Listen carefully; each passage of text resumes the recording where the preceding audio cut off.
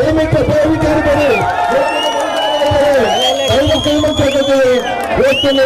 ಬರ್ಬೇಡಿ, ದಯವಿಟ್ಟು ವೇದಿಕೆಯಲ್ಲಿ ಯಾರು ಬರ್ಬೇಡಿ, ದಯವಿಟ್ಟು ವೇದಿಕೆಯಲ್ಲಿ ಯಾರು ಬರ್ಬೇಡಿ. ದಯವಿಟ್ಟು ಈ ವೇದಿಕೆ ಮುಂಭಾಗದ ಆಸನದಲ್ಲಿ ಸಮಾರಂಭದಲ್ಲಿ ಮುಖ್ಯ ಅತಿಥಿಗಳು ಆಗಮಿಸಿರ್ತಕ್ಕಂತಹ ನಮ್ಮೆಲ್ಲರ ಹೆಚ್ಚಿನ ನಾಯಕರು, ಈ ರಾಜ್ಯ ಕಂಡ ಬಡವರ ಬಂಧು, ದೀನದಲಿತರ ನಾಯಕ, ಬಡವರ ಕಣ್ಮಣಿ,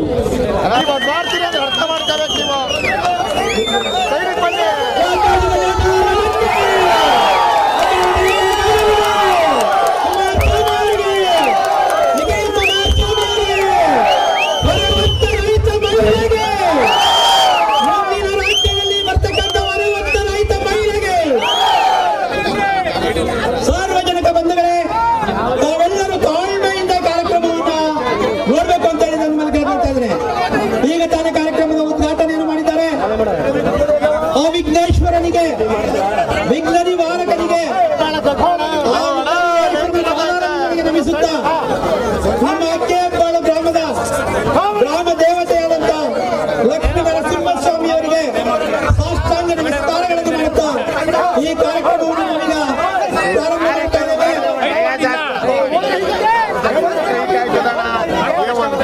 ಒಂದೆರಡು ಸೆಂಟಿಮೀಟರ್ ಆಯ್ತು ಅಷ್ಟೇ. ಈಗ ನಮ್ಮ ಎಲ್ಲ ಅತಿಥಿವೃಂದದವರನ್ನ ಕೆಆರ್ಪೇಟೆ ವಿಧಾನಸಭಾ ಕ್ಷೇತ್ರದಲ್ಲಿ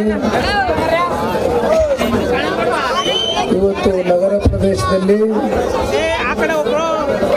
ವೀರಶೈವ ಸಮಾಜದ ಬಹುತೇಕ ತುಂಬ ಜನ ಮುಖಂಡರುಗಳು ಪಕ್ಷದ ಸಿದ್ಧಾಂತವನ್ನು ಒಪ್ಪಿ, ಸನ್ಮಾನ್ಯ ದೇವೇಗೌಡರು ಕುಮಾರಣ್ಣನ ನಾಯಕತ್ವವನ್ನು ಒಪ್ಪಿ, ಹಾಗೆ ಏನು ಉಪಚುನಾವಣೆಯ ಸಂದರ್ಭದಲ್ಲಿ ಈ ಭಾಗದ ಹಾಲಿ ಶಾಸಕರಾಗಿರ್ತಕ್ಕಂಥವರು ಕೇವಲ ಚುನಾವಣೆಯ ಸಂದರ್ಭದಲ್ಲಿ ಅವ್ರನ್ನ ಉಪಯೋಗ ಮಾಡಿಕೊಂಡು ತದನಂತರ ಯಾವುದೇ ರೀತಿ ಅವರ ಸಮಾಜಕ್ಕೆ ಅನುಕೂಲಗಳಾಗಲಿಲ್ಲ ಅಂತಕ್ಕಂಥ ಒಂದು ನೋವಿನಲ್ಲಿ, ಒಂದು ಆಕ್ರೋಶದಿಂದ ಇವತ್ತು ನಗರ ಭಾಗದಲ್ಲಿ ಬಹುತೇಕ ತುಂಬಾ ಜನ ವೀರಶೈವ ಸಮಾಜದ ಮುಖಂಡರುಗಳು ಪಕ್ಷವನ್ನು ಸೇರ್ಪಡೆಯಾದರು. ತದನಂತರ ಬಹುಶಃ ಇದು ನಮ್ಮ ಅಕ್ಕಿಹೆಬ್ಬಾಳುವಿನಲ್ಲಿ ಸಂಜೆ 5 ಗಂಟೆ 5:15 ನಡೀಬೇಕಾದಂತ ಒಂದು ಕಾರ್ಯಕ್ರಮ. ಈಗಾಗಲೇ ಸಮಯ 8:15 ಆಗಿದೆ. ಸುಮಾರು 3/4 ಗಂಟೆ 1 ಗಂಟೆಯಿಂದನೂ ಈ ಭಾಗದಲ್ಲಿ ಇರ್ತಕ್ಕಂಥ ರಘುವಣ್ಣ ಅವರು ಇರ್ಬೋದು, ಪುಟ್ಟಸಾಮಣ್ಣ ಅವರು ಇರ್ಬೋದು, ಹರೀಶ್ ಅಣ್ಣ ಅವರು ಇರ್ಬೋದು, ಶ್ರೀನಿವಾಸ ಅಣ್ಣ ಅವರು ಇರ್ಬೋದು, ಜಮೀರ್ ಅವರು ಇರ್ಬೋದು, ಅತೀಕ್ ಅವರು ಇರ್ಬೋದು, ಎಲ್ಲ ಬಹುತೇಕ ಇಲ್ಲಿ ಸ್ಥಳೀಯ ಮುಖಂಡರುಗಳು ಎಲ್ಲರೂ ಮುಕ್ತವಾಗಿ ತಮ್ಮ ಎದುರುಗಡೆ ಚರ್ಚೆ ಮಾಡಿದ್ದಾರೆ. ಅದರಲ್ಲೂ ಬಹಳ ಹರೀಶ್ ಅಣ್ಣ ಅವರು ಒಂದು ರೀತಿ ಹಾಸ್ಯಾಸ್ಪದವಾಗಿ ಪ್ರತಿಯೊಬ್ಬರನ್ನು ನಗಿಸುವ ಮೂಲಕ ವಿಚಾರಗಳನ್ನ ಬಹಳ ಸೂಕ್ಷ್ಮವಾಗಿ ತಮ್ಮ ಮುಂದೆ ಇಟ್ಟಿರ್ತಕ್ಕಂಥದ್ದು. ಕೊನೆಯದಾಗಿ ಅಂತಿಮವಾಗಿ ನನಗೆ ಮಾತನಾಡೋದಕ್ಕೆ ಅವಕಾಶವನ್ನು ಮಾಡಿಕೊಟ್ಟಿದ್ದಾರೆ. ತಮ್ಮೆಲ್ಲರಿಗೂ ಗೊತ್ತಿದ್ದ ಹಾಗೆ ಈಗಾಗಲೇ ಜನತಾದಳ ಪಕ್ಷದಿಂದ 93 ಜನಗಳ ಅಧಿಕೃತ ಪಟ್ಟಿಯನ್ನ ಈಗಾಗಲೇ ಅಧಿಕೃತವಾಗಿ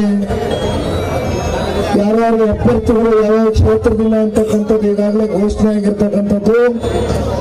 ಆ ಸಾಮೂಹಿಕ ಪಟ್ಟಿಯಲ್ಲಿ ಕೆಆರ್ಪೇಟೆ ವಿಧಾನಸಭಾ ಕ್ಷೇತ್ರವೂ ಸೇರಿದಂತೆ ಈ ಭಾಗದಲ್ಲಿ ಈ ಬಾರಿ ನನಗೆ ಬಹಳ ಆತ್ಮೀಯರಾಗಿರ್ತಕ್ಕಂಥ ಒಬ್ಬ ಕ್ರಿಯಾಶೀಲ ಯುವಕರು, ಒಬ್ಬ ನಿಷ್ಠಾವಂತ ಕಾರ್ಯಕರ್ತರಾಗಿ ಹಲವಾರು ವರ್ಷಗಳಿಂದ ತಮ್ಮದೇ ಆದಂತ ಒಂದು ರೀತಿಯಲ್ಲಿ ಕ್ಷೇತ್ರದ ಜನತೆಯ ಒಂದು ಒಡನಾಟದಲ್ಲಿ ಇದ್ದು ಅವರ ಸೇವೆಯನ್ನು ಸಲ್ಲಿಸಿಕೊಂಡು ಬಂದಂತ ಎಸ್ ಟಿ ಮಂಜಣ್ಣ ಅವರಿಗೆ ಈ ಬಾರಿ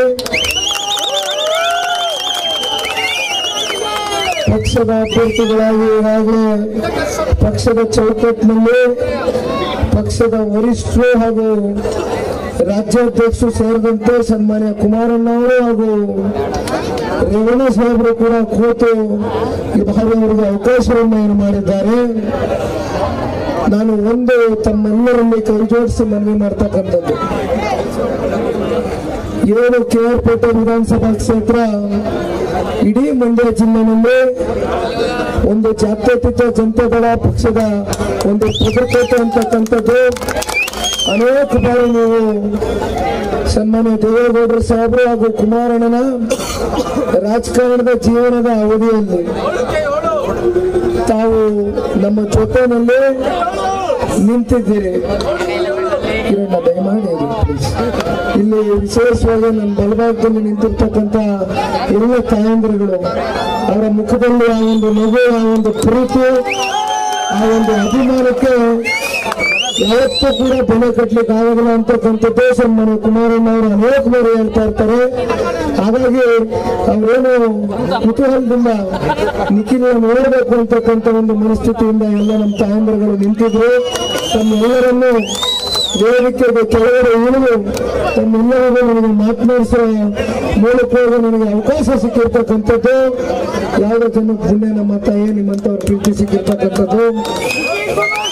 ಒಂದು ನಾನು ಮಂಜಣ್ಣ ನನಗೆ ದಯಮಾಡಿ ಹೇಳ ಎಲ್ಲರಿಗೂ ಒಂದು ನಾನು ಮಂಜಣ್ಣ ಅವ್ರಿಗೆ ಈ ಸಂದರ್ಭದಲ್ಲಿ ಹೇಳ್ತಕ್ಕಂಥದ್ದು, ಬಹುಶಃ ಇದು ಪುಟ್ಟರಾಜಣ್ಣವರು ಕೂಡ ಮೊನ್ನೆ ವೇದಿಕೆ ಮೂಲಕ ಪ್ರಸ್ತಾಪ ಮಾಡಿದ್ರು. ಮಾತನಾಡಬೇಕಾದ್ರೆ ಏನು ಪಂಚರತ್ನ ಯಾತ್ರೆ ಸನ್ಮಾನ್ಯ ಕುಮಾರಣ್ಣ ಅವರ ಯಾತ್ರೆ KR ಪೇಟೆ ವಿಧಾನಸಭಾ ಕ್ಷೇತ್ರಕ್ಕೆ ಬಂದು ತಲುಪಿದಂತ ಸಂದರ್ಭದಲ್ಲಿ ಒಂದು ಐತಿಹಾಸಿಕವಾದಂತ ಒಂದು ಬೃಹತ್ ಸಮಾವೇಶಕ್ಕೆ ಸಹಸ್ರಾರು ಸಂಖ್ಯೆಯಲ್ಲಿ ತಾವೇ ಮನಸ್ವೇಚ್ಛೆಯಿಂದ ತಾವು ಬಂದು ಕುಮಾರಣ್ಣನ ಒಂದು ಮಾತುಗಳನ್ನ ಕೇಳಬೇಕು ಅಂತಕ್ಕಂಥ ಒಂದು ಪ್ರೀತಿ ವಿಶ್ವಾಸದಿಂದ ತಾವೇನು ಯಾವಾಗಲೂ ಹೇಳ್ತಾ ಇರ್ತಾರೆ ನಮ್ಮ ರಾಜ್ಯಾಧ್ಯಕ್ಷರು, ತಂದ ಜನ ಅಲ್ಲ ಬಂದ ಜನ ಅಂತಕ್ಕಂಥದ್ದನ್ನ ಅನೇಕ ಬಾರಿ KR ಪೇಟೆನಲ್ಲಿ ತಾವು ಸಾಬೀತನ್ನ ಏನು ಮಾಡಿದ್ದೀರಿ. ಪುಟ್ಟರಾಜಣ್ಣ ಅವರು ಹೇಳ್ತಾ ಇದ್ರು, ಮಾತನಾಡ್ಬೇಕಾದ್ರೆ ಮಣ್ಣಣ್ಣವ್ರಿಗೆ ವೇದಿಕೆ ಮೂಲಕವಾಗಿ ನಾನು ಕೂಡ ಆ ಮಾತನ್ನ ಇವತ್ತು ಹೇಳ್ತೇನೆ. 224 ಕ್ಷೇತ್ರದಲ್ಲಿ ಇಂಥ ಒಂದು ಕ್ಷೇತ್ರದಲ್ಲಿ ರಾಜಕಾರಣ ಮಾಡಬೇಕು ಅಂತಕ್ಕಂಥದ್ದಾದ್ರೆ ಯಾವುದೇ ಜನ್ಮದ ಪುಣ್ಯ ಮಾಡ್ಕೊಂಡು ಬಂದಿರಬೇಕು ಅಂತಕ್ಕಂಥದ್ದು ಈ ಸಂದರ್ಭದಲ್ಲಿ ನಾನು ಹೇಳಬೇಕಾಗ್ತದೆ. ಅದರಲ್ಲೂ ವಿಶೇಷವಾಗಿ ದೇವೇಗೌಡರ ಸಾಹೇಬರ ಮೇಲೆ, ಕುಮಾರಣ್ಣನ ಮೇಲೆ ತಾವು ಇಟ್ಟಿರ್ತಕ್ಕಂಥ ಒಂದು ನಿರೀಕ್ಷೆ ಏನಿದೆ.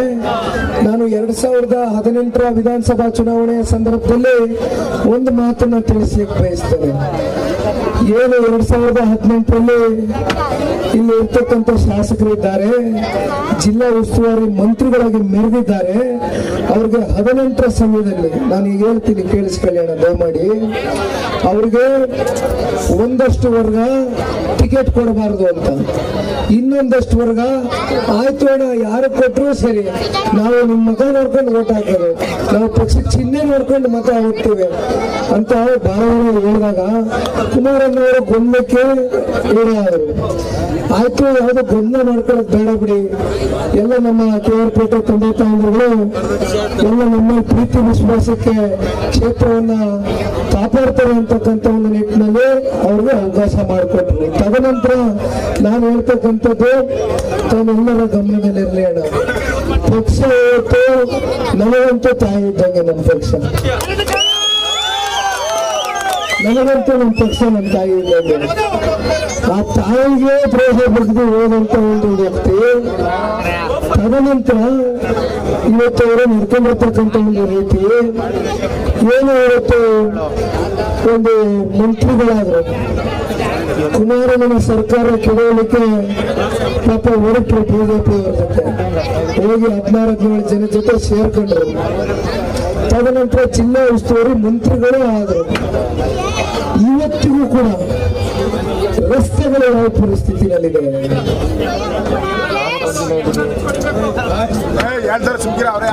ಅಂತ ಮಾತುಗಳು ಬೇಡ. ನಮ್ಮ ವೇದಿಕೆ ಮೂಲಕವಾಗಿ ನಾವು ಶೋಭೆ ತರ್ತಕ್ಕಂಥ ನುಡಿಗಳನ್ನ ಮಾತನಾಡಬೇಕಾಗ್ತದೆ. ಯಾಕೆಂದ್ರೆ ನಮ್ಮ ಪಕ್ಷಕ್ಕೆ ಒಂದು ಇತಿಹಾಸ ಇರ್ತಕ್ಕಂಥ ಒಂದು ಪಕ್ಷ. ದಯಮಾಡಿ ತಮ್ಮ ಆಕ್ರೋಶ ನನಗೆ ಅರ್ಥ ಆಗ್ತದೆ, ತಮ್ಮ ನೋವು ನನಗೆ ಅರ್ಥ ಆಗ್ತದೆ. ಆದ್ರೆ ಇದು ಮಾತಿನಲ್ಲ, ಚುನಾವಣೆ ಕೇವಲ 60 ದಿನ ಅಷ್ಟೇ ಬಾಕಿ ಇರ್ತಕ್ಕಂಥದ್ದು. ಈ ಬಾರಿ ಚುನಾವಣೆಯಲ್ಲಿ ಮತದಾನ ಮಾಡಬೇಕಾದಂತ ಸಂದರ್ಭದಲ್ಲಿ ಹರೀಶ್ ಅಣ್ಣವರು ಮಾತನಾಡಬೇಕಾದ್ರೆ ಹೇಳ್ತಾ ಇದ್ರು, ನೀವು ಹಾಕ್ತಕ್ಕಂಥ ಪ್ರತಿಯೊಂದು ಮತ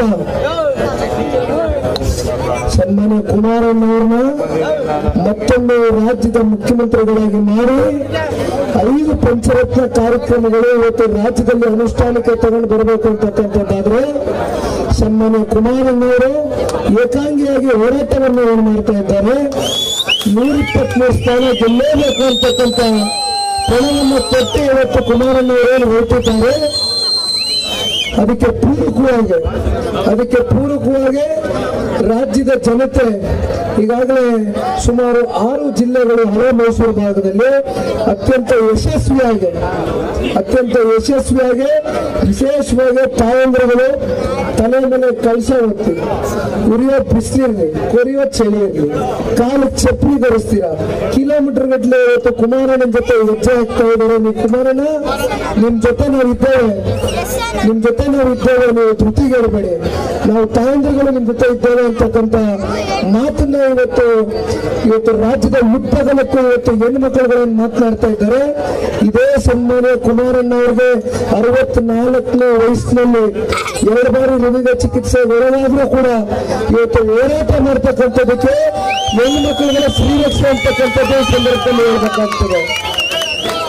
ಅದೇ ರೀತಿ ಇವತ್ತು ಈ ರಾಜ್ಯವನ್ನು ಚಲಾವಣೆ ಮಾಡ್ತಾ ಇರ್ತಕ್ಕಂಥದ್ದು ಯುವಕರಿಗೆ ಜವಾಬ್ದಾರಿ ಇದೆ. ಯುವಕರಿಗೆ ಇವತ್ತು ರಾಜ್ಯವನ್ನು ಸರಿಯಾದಂತ ಒಬ್ಬ ನಾಯಕನ ಕೈಗೆ ಕೊಡ್ತಕ್ಕಂಥ ಒಂದು ಜವಾಬ್ದಾರಿ ಇವತ್ತು ಪ್ರತಿಯೊಬ್ಬ ಯುವಕನಿಗೂ ಇದೆ ಅಂತಕ್ಕಂಥದ್ದು ನಾನು ಹೇಳ್ತಾ, ಯುವಕರು ಅಷ್ಟೇ.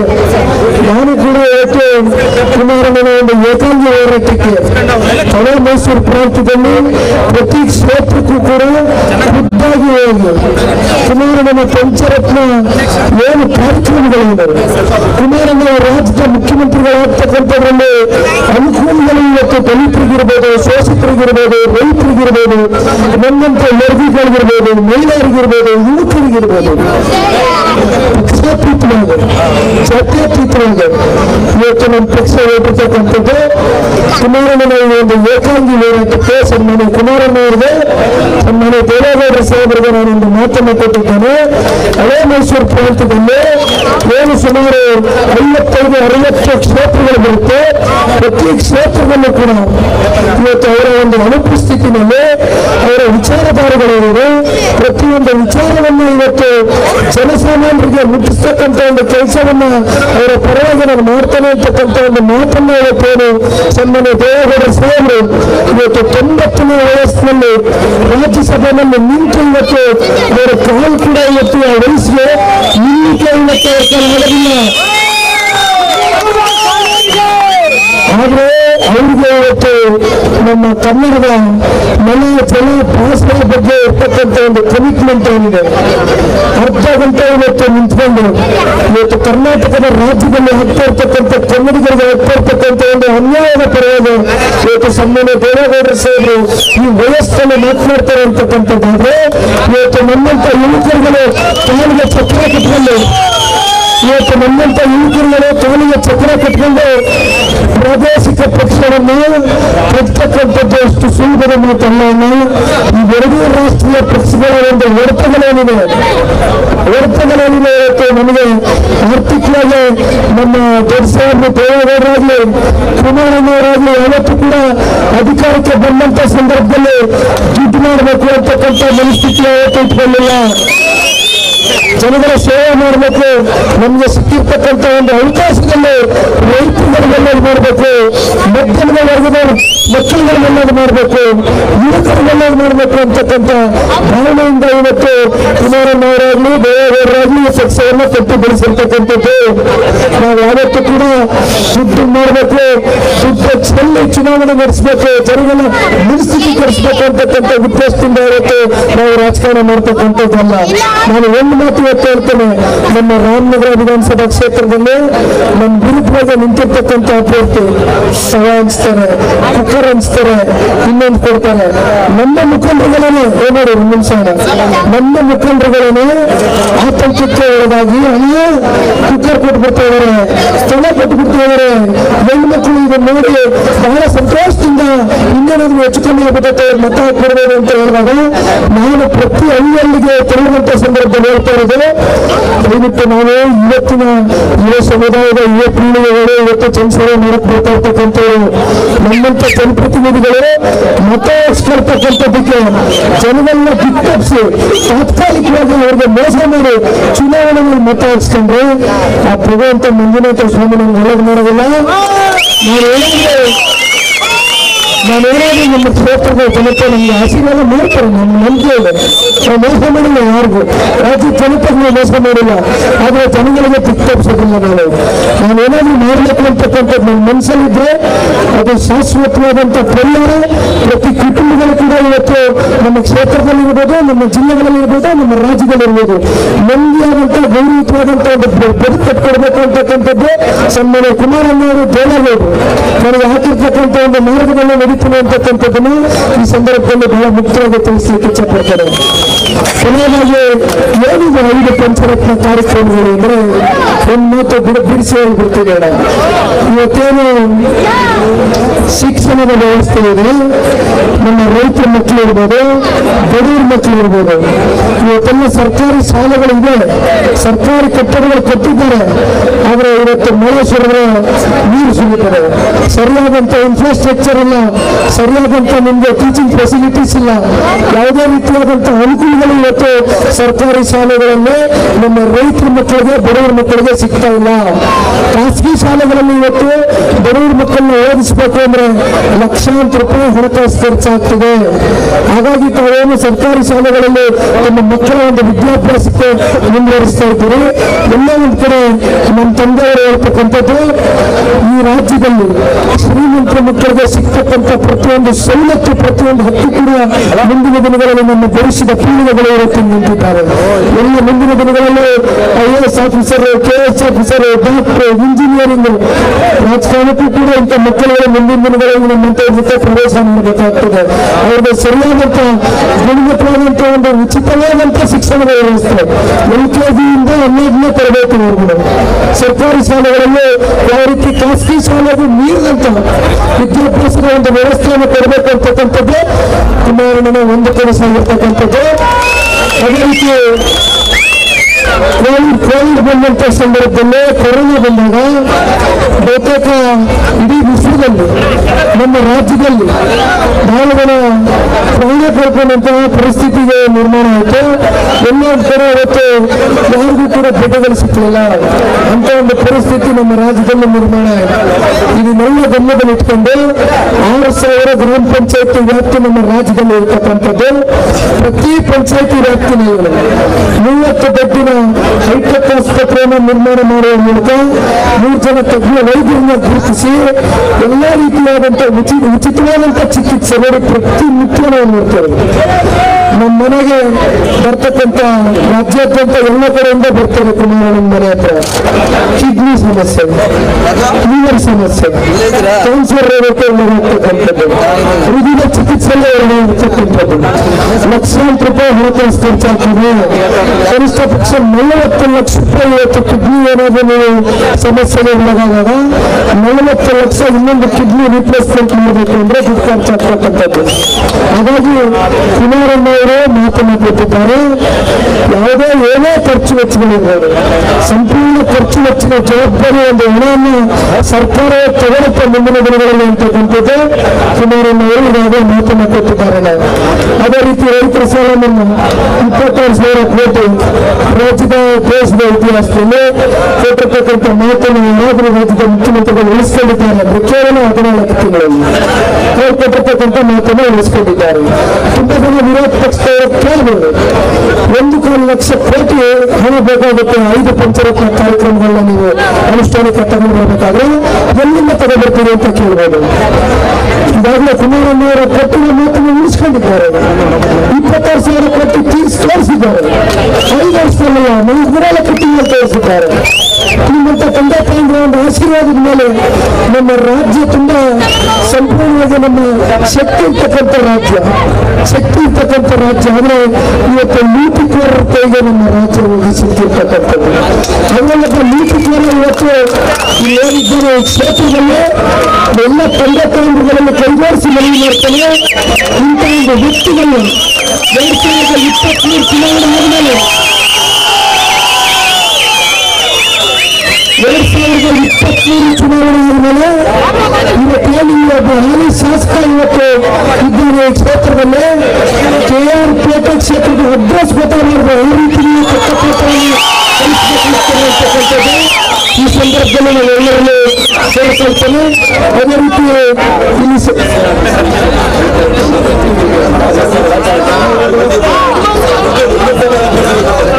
ಇಲ್ಲಿ ನಮ್ಮ ಮುಸಲ್ಮಾನ್ ಸಮುದಾಯದ ಅತೀಕ್ ಅವರು ಮಾತಾಡ್ತಾರೆ. ಒಂದು ನಿಮಿಷ ನಾನು ಮುಸಲ್ಮಾನ್ ಸಮುದಾಯದ ಎಲ್ಲ ಮುಸಲ್ಮಾನರಿಗೂ ಮಾತಾಡ್ತೇನೆ ಕೇಳೋಣ. ಯಾವತ್ತೂ ಕೂಡ ಕುಮಾರಣ್ಣವರಾಗ್ಲಿ ದೇವೇಗೌಡರು ಸಾಹೇಬರಾಗ್ಲಿ ಈ ರಾಜ್ಯವನ್ನು ಆಳುವಂತ ಸಂದರ್ಭದಲ್ಲಿ ಯಾವತ್ತೂ ಕೂಡ ಜಾತಿಯಾಗಲಿ ಈ ಸಮುದಾಯದ ಲೆಕ್ಕಾಚಾರವಾಗಿ ರಾಜಕಾರಣ ಮಾಡಲಿಲ್ಲ. ಯಾವತ್ತೂ ಕೂಡ ಎಲ್ಲರನ್ನು ಸಮಾಜೀಕರಣ ರಾಜಕಾರಣ ಮಾಡಿದಂತ ವ್ಯಕ್ತಿತ್ವಗಳು. ಹಾಗಾಗಿ ಈ ಹಲಾಲು ಈ ಹಿಜಾಬು ಇವೆಲ್ಲ ವಿಚಾರಗಳಲ್ಲಿ ಒಂದು ಬೆಲ್ಲ ಕಿಸ್ಕೊಂಡವರು ಹಿಂದೂ ಮುಸಲ್ಮಾನ ಕ್ರೈಸ್ತರು ಎಲ್ಲ ನಾವೆಲ್ಲ ಸ್ವಾತಂತ್ರ್ಯ ಬಂದ್ಮೇಲೆ ಎಲ್ಲ ಅಣ್ಣ ತಮ್ಮಂದಿರ ರೀತಿಯಲ್ಲಿ ಬದುಕ್ತಾ ಇದ್ದಾರೆ. ಮುಂದೆನೂ ಕೂಡ ಅಣ್ಣ ತಮ್ಮಂದಿರ ರೀತಿಯಲ್ಲಿ ಬದುಕಬೇಕು ಅಂತಕ್ಕಂಥ ದೃಷ್ಟಿಯಿಂದಲೇ ಹಾಗಾಗಿ ಮುಸಲ್ಮಾನರು ಕೂಡ ಲಾಸ್ಟ್ ಟೈಮ್ 18ರಲ್ಲಿ ಮುಸಲ್ಮಾನ್ ಸಮುದಾಯಕ್ಕೆ ಬಹಳ ಗೊಂದಲ ಸೃಷ್ಟಿ ಮಾಡಿದ್ರು. ಏನು ಬಿಜೆಪಿ ಬಿ ಟೀಮ್ ಅಂತಕ್ಕಂಥ ಕಾಂಗ್ರೆಸ್ ಆರೋಪ ಮಾಡಿದ್ರೆ ಇವತ್ತು ಬಿಜೆಪಿ ಅಧಿಕಾರಕ್ಕೆ ಆಡಳಿತಕ್ಕೆ ಬರೋದಕ್ಕೆ ಇದೇ ಕಾಂಗ್ರೆಸ್ಸಿಗರ ಕಾರಣ. ಅಂದ್ರೆ ರಾಜ್ಯದಲ್ಲಿ ಯಾವ್ದಾದ್ರು ಬಿಜೆಪಿ ಬಿ ಟೀಮ್ ಅಂತಕ್ಕಂಥದ್ದಿದ್ರೆ ಅದು ಕಾಂಗ್ರೆಸ್ ಪಕ್ಷ, ಜನತಾದಳ ಅಲ್ಲ ಅಂತಕ್ಕಂಥದ್ದನ್ನ ಬಹಳ ಸ್ಪಷ್ಟವಾಗಿ ನಮ್ಗೆ ಅರ್ಥ ಆಗ್ತದೆ.